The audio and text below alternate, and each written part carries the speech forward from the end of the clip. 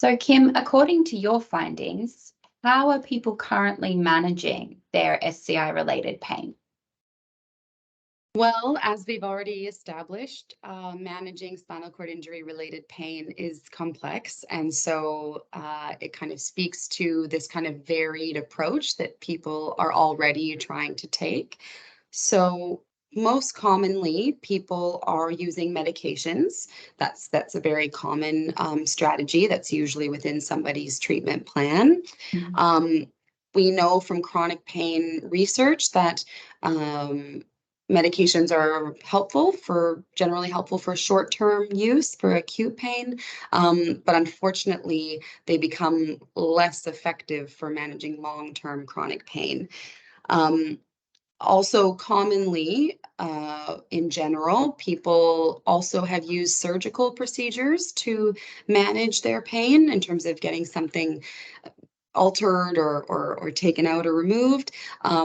But again, especially for chronic pain and in particular for neuropathic pain, there's actually no surgical procedures that are recommended by the international guidelines for managing neuropathic pain.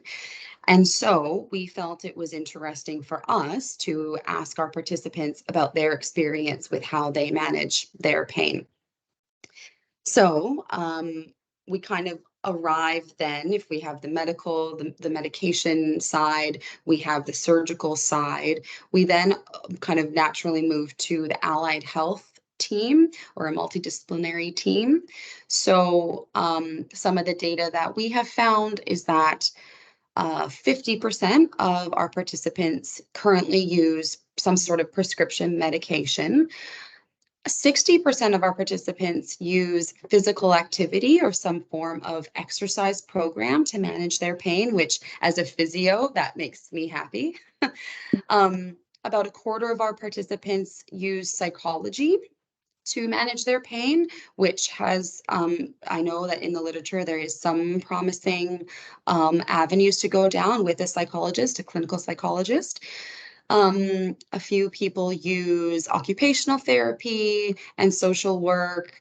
About 40% of people use a particular piece of equipment. So they've engaged most likely an occupational therapist to help them have some sort of device or piece of equipment that helps them manage their day-to-day activities and reduces pain as a way to do that. So around half of our participants use medications, and that kind of speaks to the other half relying on these other kind of non-medical strategies. Now, we also asked our participants to indicate how effective they felt these strategies are, because it's one thing to be told, take this medication or do this exercise program, but it's another thing to actually see if there is an impact and to see how effective those strategies are at helping with chronic pain.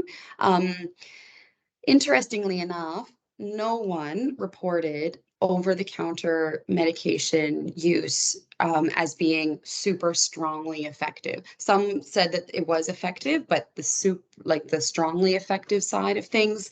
And similarly, no one reported that they strongly agreed with the fact that surgical procedures were helpful. So that mimics what we see in the literature, and again speaks to this need for a multidisciplinary engagement with several allied health members.